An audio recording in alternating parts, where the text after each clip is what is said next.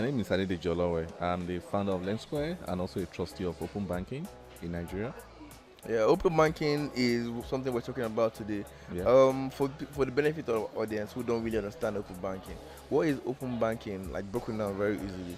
Yeah, so Open Banking is just, in layman's terms, it's just a simple way for everyday Nigerian to be able to grant access to their bank account and bank information or to do transactions to a fintech, an app, and the rest of it. A typical example would be you're trying to take a quick loan, 50,000 naira. You grant access to maybe a lender, for example, to be able to see your transaction statement so that with that view, they will be able to make a decision whether they should give you a loan or not, or how much they can give you a loan using their own analytics. That's just it. I think that's something that your company is doing, Lendsqr. Yeah, no, that's not what Lendsqr does. So Lendsqr itself provides software for lenders. So when open banking goes live, Lendsqr will embed this kind of capability in itself, but lenders will actually use the information. We don't at Lendsqr we don't lend to anybody. No, I know. I mean, like you're building that thing for other companies. I know you guys don't lend to anybody. Absolutely. Yeah, we're providing. We just enable lenders everywhere, and not just Nigeria. We enable lenders all over the world. So That's interesting. Yeah. So I like what you mentioned now, like all over the world, because that's one of the themes for this. That's the main thing for this year's conference, building in Africa for the world. Absolutely. Yeah. So like, what other company building in Africa for the world, or what other industry is building Africa for the world that's really exciting you? So I have some of my friends at Lendsqr, right? Lendsqr is building right now. That's yearly. They're building for the world, right? And it takes you need to have a global outlook to be able to think like that, because sometimes some of the problems we think we have are not just Nigerian problem alone or African problem alone. They're actually global business. And I will give you a typical example of a company that did that pretty well. That would be Zoho. Zoho is an Indian company. Yeah, it's an Indian company, but they are not even in the big cities. They are somewhere in the village where you literally have to zoom on Google Maps very well before you can find them. But they solve problems for everybody all over the world. So the beautiful thing in building for the world from Africans or Nigerian perspective is that we turn our disadvantage into advantage. For example, right now, if you're building for Nigeria, the ARPR is very low. You can't really make so much from Nigerians. Nigerians don't have so much money to spend. The economy is pretty poor, and the economy is bad literally everywhere across Africa. But then the employees are cheap as well. Like it costs. So if you pay somebody £1 million right now, they're gonna be worshiping you. Not because they're taking advantage of them, but it's even good money within this economy. But that's not even up to $1,000. Yeah. The guy you're paying $2 million today in Nigeria today, his mates are literally earning like maybe $10,000 a month somewhere else. So you can imagine if you have access to world-class talent at bottom of the barrel cost, and then you are serving the world as a company, then you have significant advantage. Yeah. So that's the way we see it at Lendsqr. I think that's how InstaDeep. I'm sure you know about InstaDeep, the Tunisian company that sold. It was last year. Yes, it's I think it's a Tunisian or Moroccan. Tunisian. Yeah, so there was two, InstaDeep and I can't remember the other one, right? Expensia. Okay. Yeah, but they built in Tunisia. Absolutely. I know one health center was that they're close to Europe, so that's what they were able to build for the. Yeah, it's not even about close to. So even in Africa, we have an advantage. So when you look at the European market, right, with the same time zone as Africa, that makes it a whole lot easier. We just need to. We just still have a lot of homework to do in terms of quality, in terms of speed, in terms of being responsible. And I think this kind of attitude can be learned because it's like a movement. Once a few companies start doing very well, other people will copy them and figure out, oh, this company did well and grew for the global economy because they were responsible, they have good customer service, things are secure. Even if they don't understand what they are trying to copy, as long as they copy it, something good will happen. Another theme for this year's conference is emerging technologies. So I'm curious, I know you're someone that is a big champion of AI. I'm wondering what other, how do you use AI to help your daily life? I've read a blog post where you talked about it, but I also want to talk about it here. My daily life, you don't want to know. So you don't want to know. So the first and foremost, ChatGPT is my staple, right? I don't use cloud. It's pretty good, but I just don't use it. And I don't use Gemini because Gemini is kind of neurotic sometimes. Yeah, it doesn't give me the answers I want, and I don't care what I don't care what it tells other people, right? But in my daily life, so for example, recently I built a software with ChatGPT. Yeah, completely for KYC for myself on my PC, and that software is pretty awesome, pretty rad. and I'm able to use it for sales. I'm able to use it for compliance.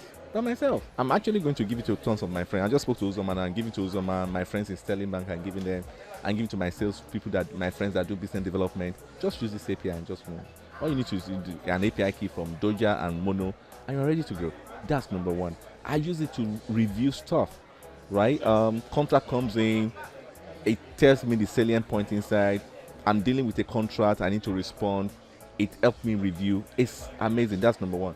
In my office, we have our own LLM right now that we use to drive stuff. Yeah, absolutely. That's and very cool. Yeah, it was built by a teenager.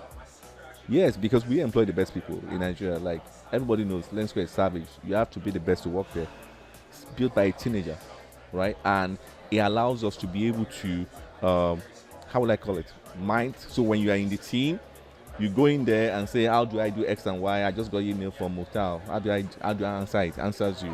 Even from the history. So all we do these days is just improve the responses, creating new FAQs, creating new history. We make it to be pretty rad. That's one of the things we're doing. But let me tell you the ones that we're doing that is actually super influential, because I'm talking about personal efficiency. Now let's go to my customer's efficiency. That LLM, we are going to make it available within Lendsqr within a couple of months. Every lender will have it right now, which means two things. One, for themselves, when they are inside, they can ask it, how do I do X and Y? And it do it for them, or you could tell it to do it for you. Their customers will also have it as well. So in fact, because of that, we set up an experimental desk. We have just one product specialist there. And you know the experiment we're doing? How to use AI to be so good. One person should be able to run a 1 million customer lending app. Yeah, because Telegram has 950 million customers, right? Yeah, they have just 20 employees. 30 employees. They're 30 now. 30. Yeah. Well, last I read it was like 20. Yeah, absolutely. So that's the truth. OnlyFans has 4 million and just about 42 employees. I saw the revenue per no, that's employee. the dividend that the owner got. No, not the dividend, like the revenue per employee. It's crazy. It's crazy. Absolutely. That is actually where we're going to. And then lastly, we're also experimenting with something right now where our customers right now, lenders right now, can design loans where when customers are applying for the loans, instead of filling information, you know what they do? What? Video. Absolutely. How does that work? I'm curious. So say you're applying for a loan, you want to buy a MacBook. Let's say it's a used one, because new one is too expensive. Let's say 1.3 million, and you want to take a loan of 1.3 million. It's going to, when you say I need 1.3 million, when you proceed next, it's just going to turn to a video and say, tell me, okay, you need this MacBook, how are you going to pay back? Take all those information from you. You're just going to speak to it. So I can't even deny that. No. First, not only can't you deny, is we feed that into AI, it does all kind of stuff that I don't want to tell you, and straight on, that's it. Absolutely fantastic. That's very cool. Yeah, that's what we're doing. We're actually experimenting with that right now. We actually playing with that, and what do? In Lendsqr, we don't give any software or anything to anybody until we tested it by ourselves. So right now we are doing a 3,000 loan experiment over a couple of months. We started giving out the loans and just watching. Yes, video. Also, our software today supports you as a lender to create a loan form that requires that you could ask your customer to either do a selfie, to either take a picture, or to record an audio, or to record a video. Now imagine what you could do with audio video. So even if somebody says, oh, I'm an SME, I'm trying to fund my shop, or take the video of the shop, let's say, or I'm an SME, I'm taking whatever, you can tell them, or I'm paying for something, take the picture of that thing right there and there. No upload. It's not going to support upload. You've got to take picture. That's what we do. Very cool. I'm jealous. I wish I thought of that. Now that's the reason why we're solving the problem for global audience, because in reality this is not a Nigerian problem. It's everywhere. So somebody wants to take a loan for car insurance, for example. You could say take a video of the car, and then if you take the video of the car, the video goes to the back end. The system recognizes the type of car, the car number, everything, all the details. Find out whether the car is in good condition or whatever. I think one time I was doing some research about insurance in Africa, and I think it's a South African company that actually does that. But it's WhatsApp. So that's where you're building can also be used for like insurance. We're not doing WhatsApp. Because WhatsApp soft APIs are so expensive. No, I'm just using we can use WhatsApp actually, but WhatsApp APIs are so expensive. You don't want to know. You send one single message, you're going to be ruined, man. Because one of the things we do at Lendsqr is that we provide software. We understand scale, technology at low cost. Because we know our customers, right, don't want to spend that kind of money in underwriting loans. I think my last thing is there anything that's really exciting, and how have you seen Moonshot? Oh, I think it's pretty rad. Like this is world class. Like Thank you. I'm really proud of this is world class. Yeah. Thank I've you. been to events literally on almost every continent. This is world class. Yeah, I think you thank guys have done a very good job. Thank you. It's a And I'm team happy effort. to be here. Yes, I know, but the team is only as good as the senses coming together. If you guys didn't have the sense, you wouldn't do it. Yeah. So the fact that you guys even have the sense to do it is pretty impressive. Yeah. Yeah. Thank you very much for your time, Mr. Mukhtar, Adedeji. thanks. So good to speak to you again. Yeah. Thank you. Yeah.